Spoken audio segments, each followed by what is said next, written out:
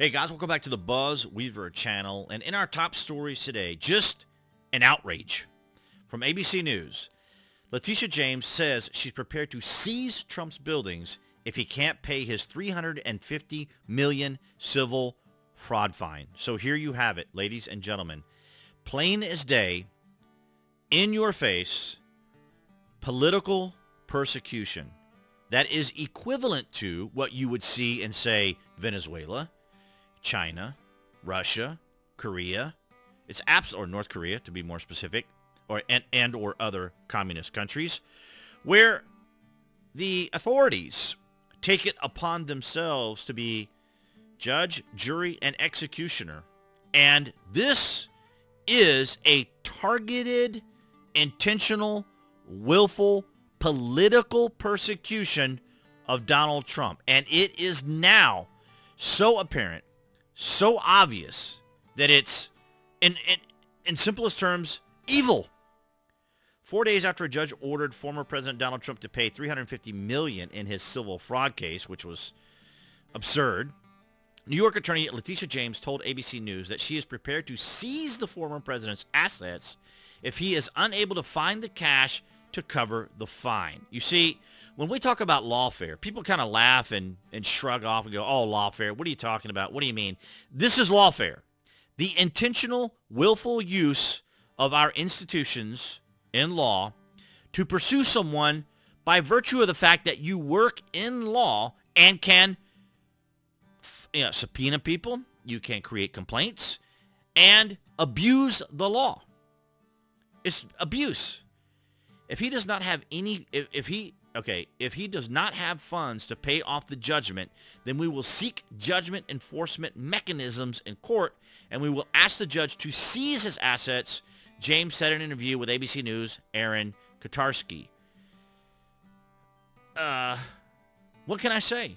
It's absolutely despicable and disgusting, and an abuse of law, abuse of power. Trump was fined $350.8 million plus approximately $100 million in prejudgment interest on Friday after Judge Arthur Engoron determined that he inflated his net worth in order to get more favorable loans. It's absolutely, and now this is the premise. This is what Engoron is saying, that he inflated his net worth. Now, I am going to play again the video from Kevin O'Leary so everyone can see. If you weren't here yesterday, I want you to hear what he has to say. This is exactly what I was talking about, how Trump is targeted. And let's leave out politics and just talk about what happens in real estate development anywhere.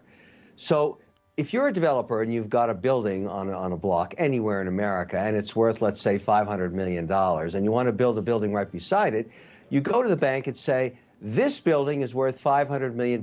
I'd like to borrow a construction finance loan against this asset, and I want you to tell me it's worth $500 million too. And the bank negotiates with you and says, well, no, we think it's worth $400 million, and you fight it out. You're always trying to show your assets in the brightest light with the sunshine you could possibly determine for them. You want them to be worth the very most, because you're only going to get a 40 or 50% loan to value, as it's called. Then you borrow that money. In the case of a $500 million asset, maybe you get $250 million, and you build a new building with a construction finance loan.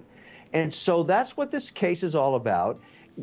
And by the way, forget about Trump. Every single real estate developer everywhere on earth does this. They always talk about their asset being worth a lot, and the bank says no. And that's just the way it is. So in this case, when I'm trying to figure out, and I'm not pro or con, or I don't care about the politics, who lost money? Nobody. The bank got paid back the construction finance loan, and a new building was built.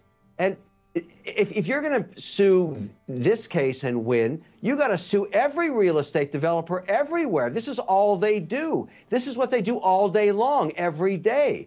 So I don't think this thing will ever survive appeal, regardless of what the fine is. This doesn't even make sense on a block anyway. It doesn't make sense. It's not supposed to make sense. what it's supposed to do is lawfare. It's supposed to drain Donald Trump of money.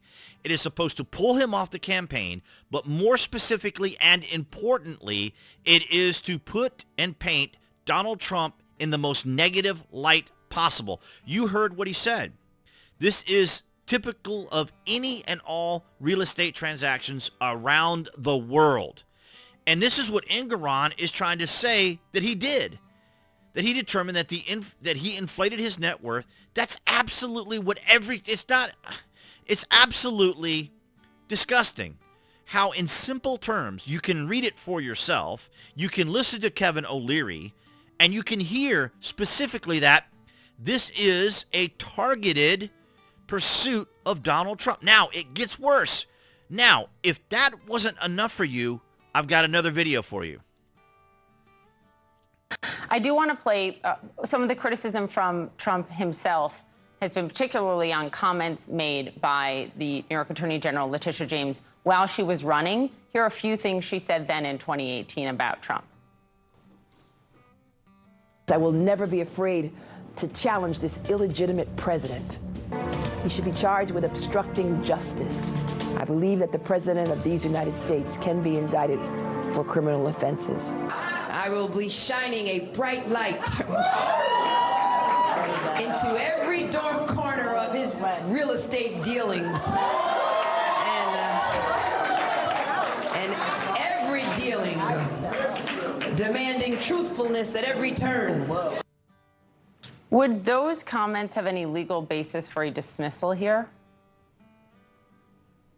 I don't know about a dismissal. I'm very, very troubled by them. I think they're completely unethical. I think it's, I actually have spoken with a fellow who's written a book on prosecutorial misconduct, and he's assured me he's going to include a chapter next time on the kinds of statements that are appropriate ethically and inappropriate ethically in the course of an election campaign.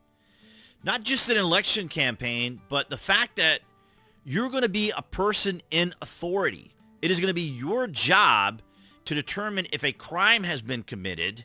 You're not actively out there looking for particular individuals, naming them, specifically naming what you're going to pursue them for, and then gleefully talking about it as part of your campaign to basically incite your ilk, the people around you, right? Your colleagues, these individuals that are around her supporters, her the jurisdiction that she's working in. It's absolutely phenomenal to me. Absolutely unethical, as he was saying there. And just, what can one say? How much more can I say? How much more can I break down the obvious intent here against Donald Trump? It's absolutely extraordinary. I welcome your thoughts and opinions down below. If this is not something that should be poignant to everyone, everyone should be aware of this. It's absolutely extraordinary.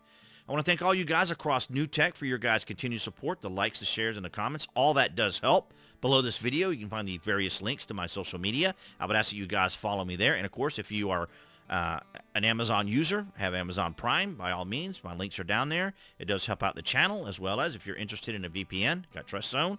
I know I'm plugging all this stuff, but, you know, YouTube is the way YouTube is. And speaking of YouTube, that would be the channel icon appearing there on the screen.